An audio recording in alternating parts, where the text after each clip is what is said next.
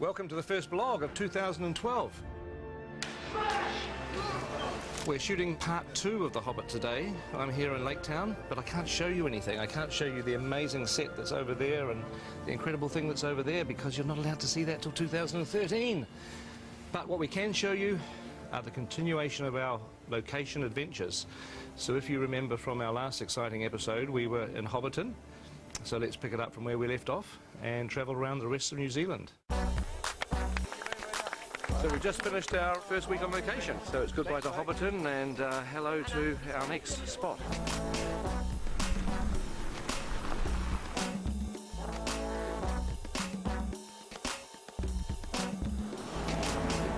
Here is the weather. In Pew Pew today, it has, of course, been raining. Yeah, welcome to Denise Bluffs, people. We've brought the weather with us, which is great. We don't have the umbrellas in the movie, by the way, just in case you're wondering. No, it's the colours clash.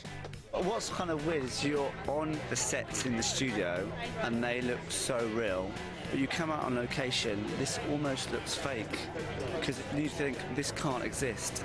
It's just weird. It's not real, it's a trick. It's a trick. It's a trick, It's mind games. Done with mirrors. It's a very nice environment. Some nice stuff up in there. Just going to be a bit lumpy getting stuff around and building stuff on rocks and bits and pieces, but be nice. Good location. I'm just worried about the dinosaurs.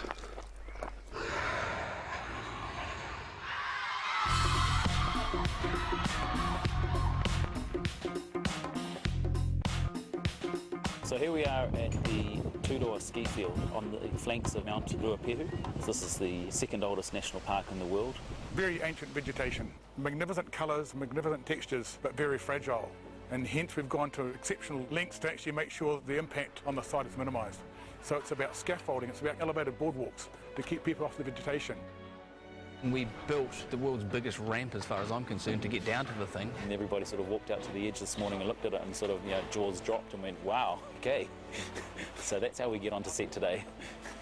So this is my favourite location. It's beautiful. There's a mountain, there's a waterfall, there's a beautiful view across the valley there.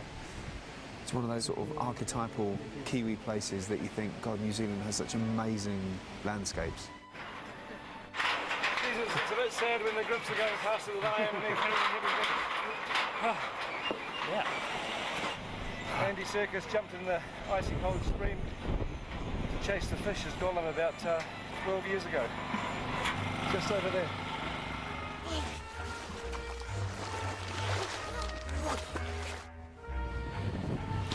So, welcome to first day on location with second unit. I've spent quite a lot of the last few weeks in a chopper because a lot of our stuff was aerial coverage. We'd take off and choose our line and choose the way that we were going to shoot it and how we were going to reveal the landscapes. So we're using the space cam on all the aerial stuff on this show. This particular rig is set up for 3D. There's a chopper behind me, isn't there? The bonuses of being on second unit is that we do a lot of locations that are too tricky or time-consuming for main unit to go to, so a lot of our locations were helicopter-only access, so we got very, very good at loading in and out of choppers.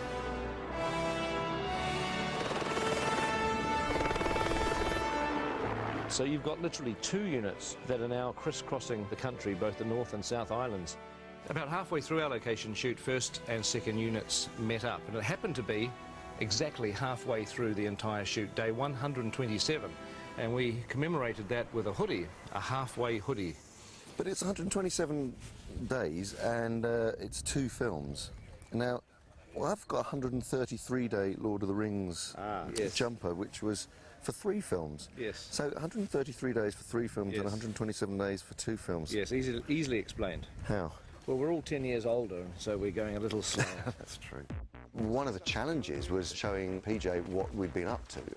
So every day I would then do a kind of an edit of the takes that we'd done and put them together and make some selects, and then that would be sent off to Pete. We are a long way from most of the infrastructure that we know and love, so we've had to rely on satellite technology to do all of our connectivity. These are the 3 dishes that we're setting up today to provide internet for the crew. We're providing wireless and internet. We've also got a separate setup that's up at the director's tent that's beaming in footage from second unit that basically takes the feed that's coming in from the cameras, compresses it, sends it over the internet all the way through down to Peter's tent. So far we've probably used about 6 kilometres of cable on the job. I'm not sure where it's all gone, but we keep on ordering more of it.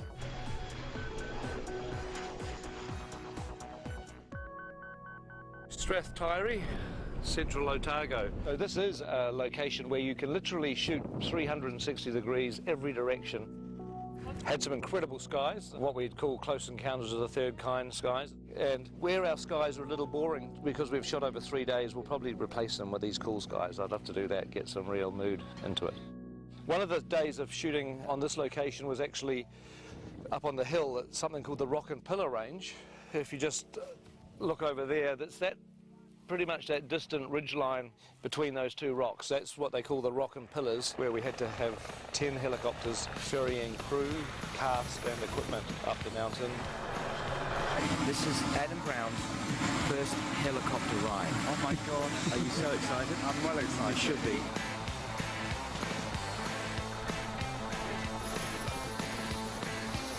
Yes. He's in! No, no! And action! Amazing! So we're packing up at the end of our location shooting here at Strathtyre and going to Queenstown. Here we are, beautiful Queenstown. We're just at the base of outside the Earnslow Burn, which is the most spectacular shooting location I think we've been to yet. We're shortly going to do a rendition of The Hills Are Alive with the Sound of Music, starting with Mark Gabbardy's over there. So he's getting into his Maria position. There he is.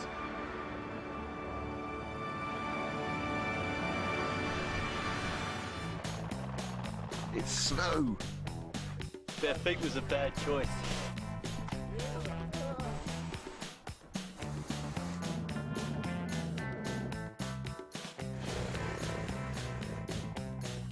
And we've been to Paradise before. That's where we shot a few scenes of Fellowship of the Ring, mainly, back in 1999.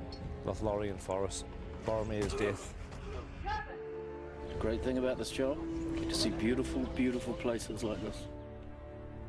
So you don't have to feel sorry for our actors leaving home for 7.5 weeks. We're very, very well looked after. The catering on this movie has been sensational. The numbers we were doing on location were between 300 and 400 until we got to Twizel. Then we were doing 570, 580 because we had quite a few extras there as well. We cook 100 at least kilos of meat every day. One of the guys worked out that we'd been through a ton of oranges already. It's Formal Friday today, so we're dressed in suit. It's one of the only ways to be able to, for the crew to know what day of the week it is. Every morning we crank out about 200, 300 coffees. We're heading off to the hills to look after a crew of about 100 people who have all been choppered in up into the mountains. It being in the mountains, there's snow around, so it's cold. So obviously in formal dress, sometimes it's not practical. So as you can see here, Andrew has gone from a 3-piece to a 4-piece with the addition of a nice cozy puffer jacket. Because you can't always look good, sometimes you have to be sensible.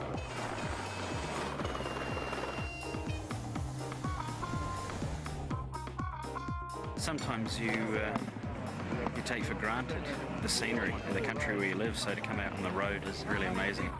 Good morning. Thank you. Oh. Can't believe how nice it is. We're the luckiest short people in the world. We're among the luckiest people. I think it comes into people, not even height restricted. New Zealand looking at its spectacular best, and a lot of very happy actors cavorting around in front of it.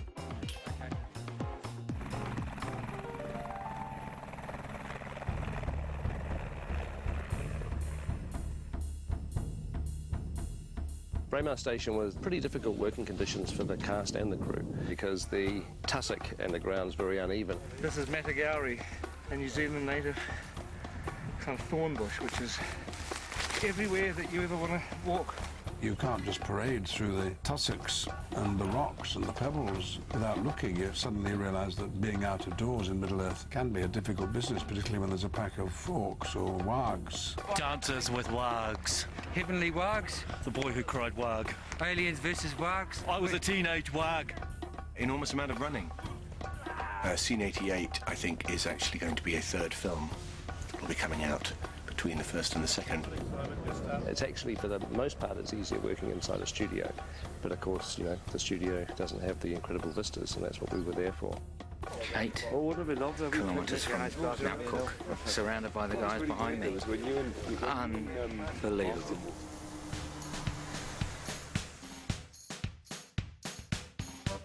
This is the Pelorus Bridge over the Pelorus River where we are shooting today.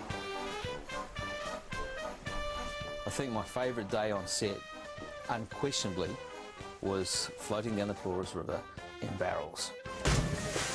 Finally going to put our dwarves in barrels. It actually looks like fun. I'd do it myself if I wasn't busy doing other things. Oh my God! Today we're swinging over the river. We've got some dwarves coming down in barrels. Keep going, everybody. That's good. Yeah! That was way cool, and if they ever make that a ride at any of the Warner Brothers movie worlds, lifetime pass, please. While we were at Pelorus, our location shooting came to a pretty dramatic end because the police arrived and said they were about to issue a severe weather warning. Okay, we need to shoot, please. It's raining. We need to get going. B-marker. And I've never seen a crew pack up their gear so quickly. The very next day, everywhere where we were standing, where our equipment was, our cameras, our actors, the director was under floodwater. It was incredibly dramatic. The rise in the river level was like 20, 30 feet. And that's location. Yes. Done. So that's the end of our location shooting, and we are about to go into our last 100 days, what we're calling Block 3. And look forward to talking to you again very, very soon.